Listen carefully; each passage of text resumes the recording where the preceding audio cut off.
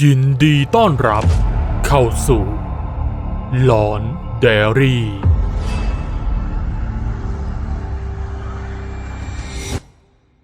ก่อนชมคลิปนี้ขอคนละ1 ไลค์เพื่อเป็นกำลังใจให้ทีมงานด้วยนะครับ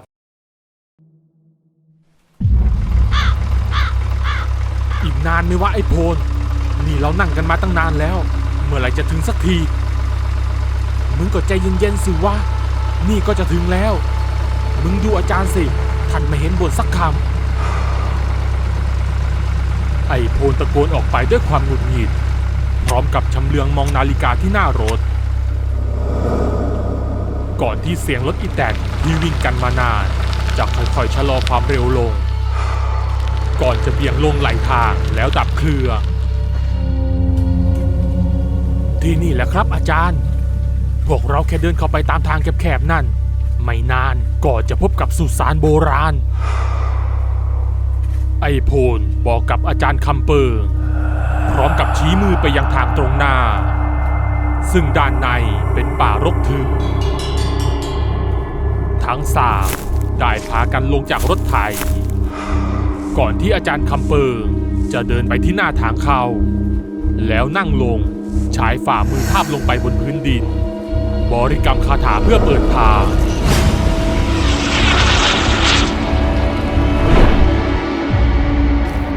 ทางด้านลูกศิษย์ทั้งสองต่างช่วยกันเตรียมข้าวของบนรถแล้วช่วยกันหอบหิ้วพากันเดินมายืนข้างๆอาจารย์คำเปิงทั้งสามเดินเข้าไปตามเส้นทางข้างหน้าเมื่อเดินเข้ามาได้สักพักพวกเขาได้เห็นชายสูงอายุคนหนึ่งกำลังเดินแบกกระสอบปุ๋ยอยู่ไม่ไกลหยุดก่อนไอ้ผีเป่าป่าเสียงตะโกนด้วยท่าทีวางอำนาจแต่ชายสูงอายุกลับเดินต่อไปเรื่อยๆไม่สนใจคำเรียกของผู้มาเยือนน้อยกล้ามากนะเองไม่เจ็บตัวคงจะพูดจากันไม่รู้เรื่องพอสิ้นค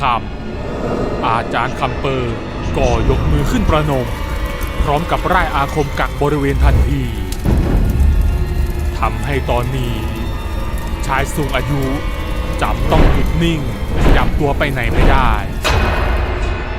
ก่อนที่อาจารย์คำเปิงจะดึงหวายอาคมออกมาจากที่คาดเอวแล้วตรงเข้าไปหาด้วยความโมโห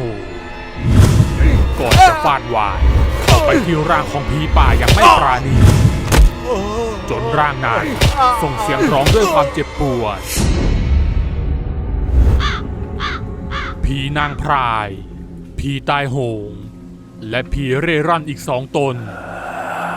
กำลังพูดคุยกันอย่างตื่นตระหนกจากการกระทำของหมอผีผู้มาเยือนที่ทำกับลุงยงพวกเอ็งฟังข้าเรามีเวลาไม่มาก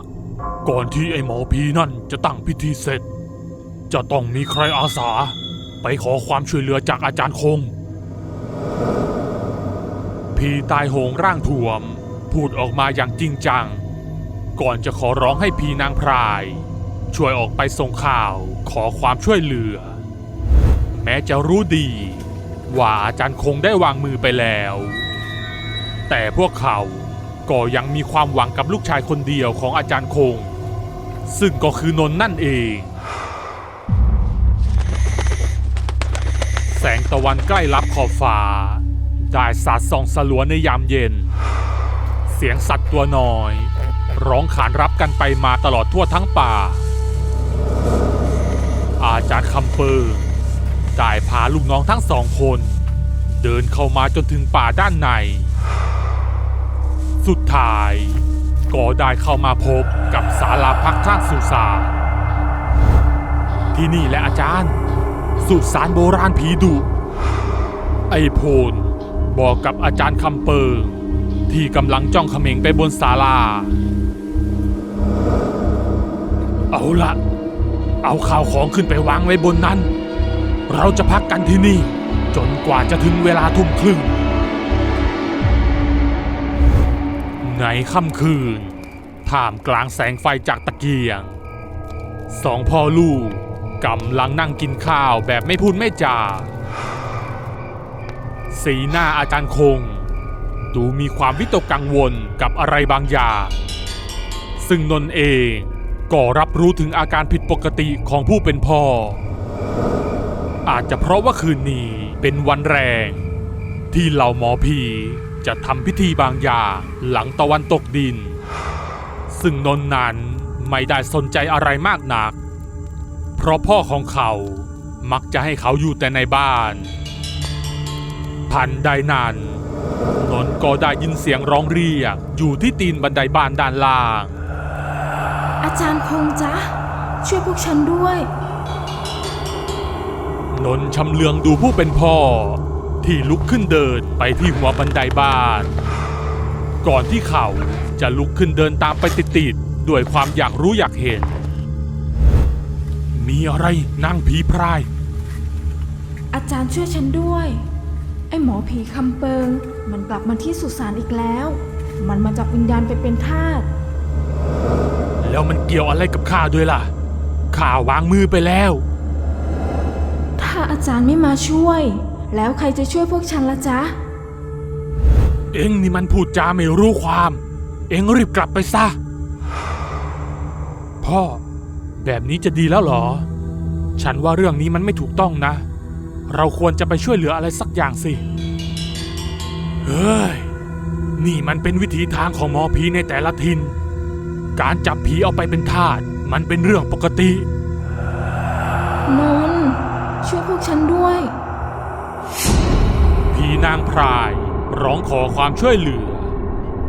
ซึ่งนนท์เองตอนนี้มีสีหน้าที่เคร่งเครียดเขาหันมามองพ่อเพื่อขอความเห็นใจแต่ทว่า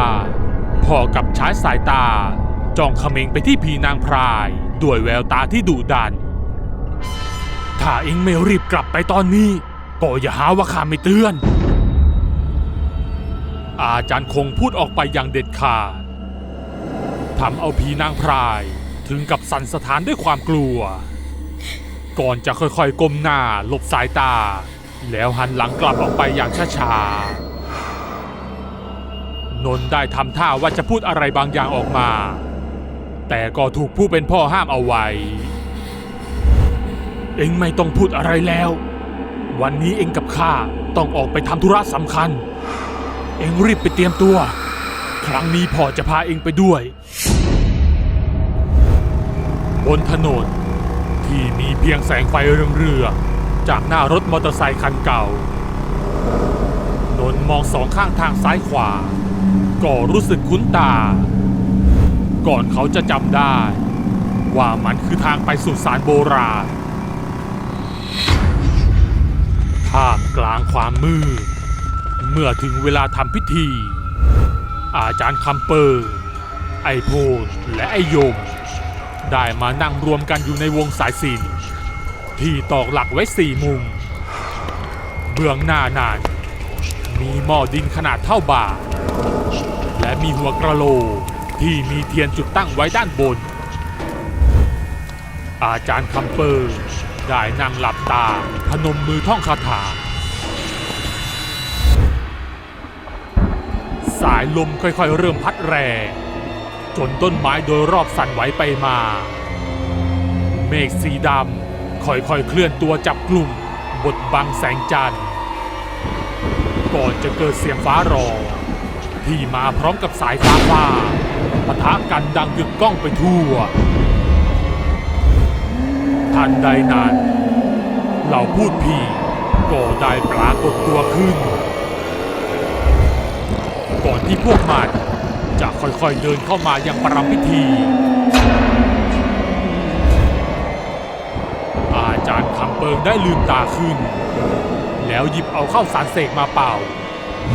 ก่อนจะปาเข้าใส่พวกผีเหล่านั้นจนเหล่าพูดผี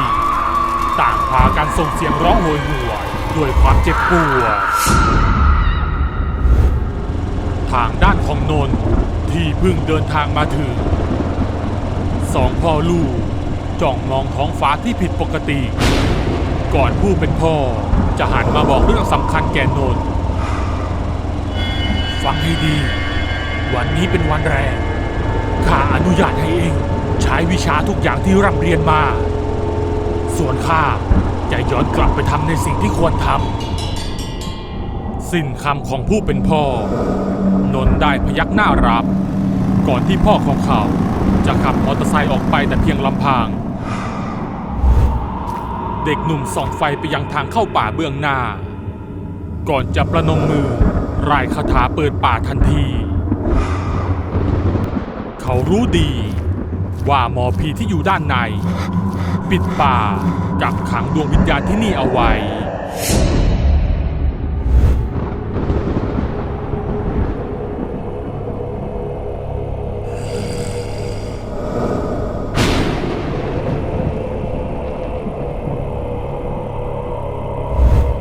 ไอ้โพนไอ้ยม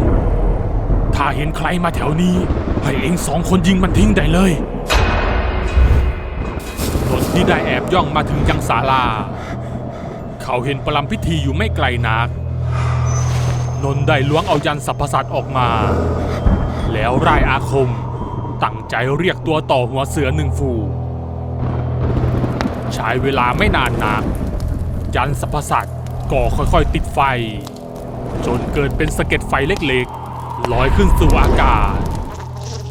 ก่อนจะมีตัวต่ออาคมออกมาเพียงแค่2 ตัวทำให้เขาแอบผิดหวังอยู่ไม่น้อยพวกเจ้าจงไปทำลายพิธีนั่นซะสิ้นเสียงคำสั่งตัวต่อ2 ตัวได้บินออกไปด้วยความรวดเร็วเพียงชั่วอึดใจอาจารย์คำเปิงกับลูกศิษย์ก็ร้องเอะอะโวยวายเสียงดังลั่นทำมือปัดป้องไปมาก่อนที่อาจารย์คำเปิงจะหันมาทางศาลาแล้วชี้มือพร้อมกับสั่งไอ้โพนกับไอ้ยมให้เข้าไปจัดการมัน2 คนไม่รอช้าได้ยิงปืนเข้าใส่นนท์ทันทีพวกมันวิ่งเข้ามาหมายจะเอาชีวิตนนท์ได้ล้วงเข้าไปในย่ามหยิบเอากุมารเงินตัวเล็กมาวางไว้บนพื้นเจ้าเงินช่วยพี่ด้วยไปจัดการไอ้2 คนนั้นให้ทีสิ้นเสียงสั่งการกุมารเงินได้กลายร่างเป็นเด็กชายร่างถ่วมก่อนจะวิ่งเข้าชนชายทั้ง2อย่างแรงจนทั้งคู่กระเด็นล้มกันไปคนละทิศละทางทางด้านอาจารย์คำเปิงที่เห็นลูกศิษย์ของตนเสียท่าก็โมโหเป็นอย่างมากเขาลุกออกจากประรำพิธีก่อนจะใช้ข้าวสารเสกปาลงพื้นพลันได้เกิดเปลวเพลิงลุกไหม้พุ่งมาทางกุมารน้อย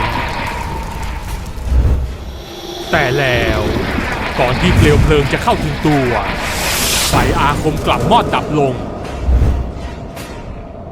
อาจารย์คำเปิงรู้สึกตกใจอยู่ไม่น้อย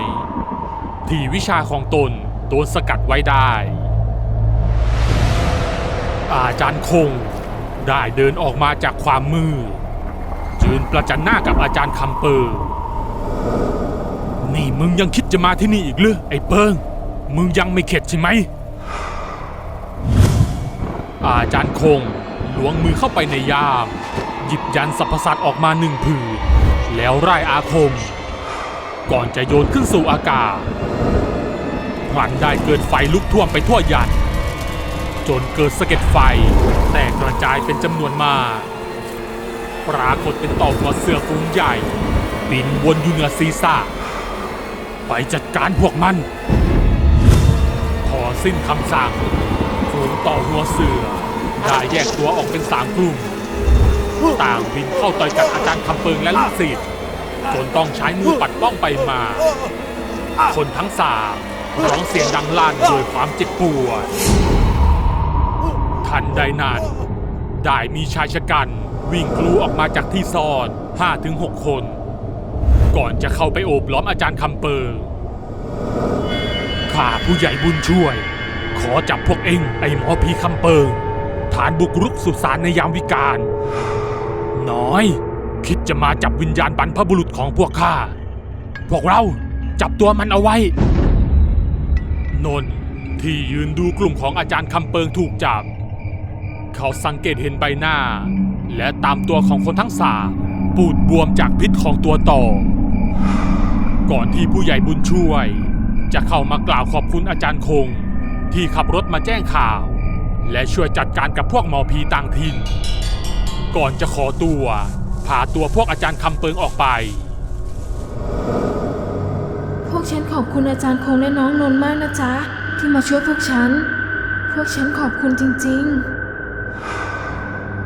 ๆไม่เป็นไรข้าก็ขอโทษด้วยที่พูดจาไม่ดีข้าแค่อยากลองใจลูกชายของข้าว่ามันจะตัดสินใจยังไงอย่าถือสาข้าล่ะอาจารย์คงพูดอธิบายออกไปด้วยน้ำเสียงแห่งความเป็นมิตรจากนั้นสองพ่อลูกก็พากันเดินกลับออกมาตามทางโดยอาจารย์คงได้ยกแขนขึ้นพาดบ่าลูกชายของตนอย่างภูมิใจไงล่ะไอ้ลูกชายยังอ่อนหัดอยู่มากเลยนะเอง อาจารย์คงพูดออกไปก่อนจะหัวเราะออกมาซึ่งนนท์เองก็ได้หัวเราะตามผู้เป็นพ่อแบบเขินๆให้กับความอ่อนหัดในวิชาอาคมของตนเองก็จบไปแล้วนะครับกับเรื่องศาลาพักข้างสุสานภาค 2หวังว่าจะชอบกันนะครับใครที่มีเรื่องราวที่น่าสนใจที่อยากให้ทีมงานนำมาทำเป็นแอนิเมชันก็สามารถส่งเข้ามาที่แฟนเพจหลอนไดอารี่ได้เลยนะครับถ้าชอบคลิปนี้ก็อย่าลืมกดถูกใจและกดติดตามหลอนไดอารี่ทางช่องทาง Facebook และ YouTube เพื่อจะได้ไม่พลาดคลิปใหม่ๆอีกมากมายและเป็นกำลังใจให้ทีมงานทำคลิปต่อๆไปด้วยนะครับขอบคุณทุกท่านที่เข้ามารับชมครับ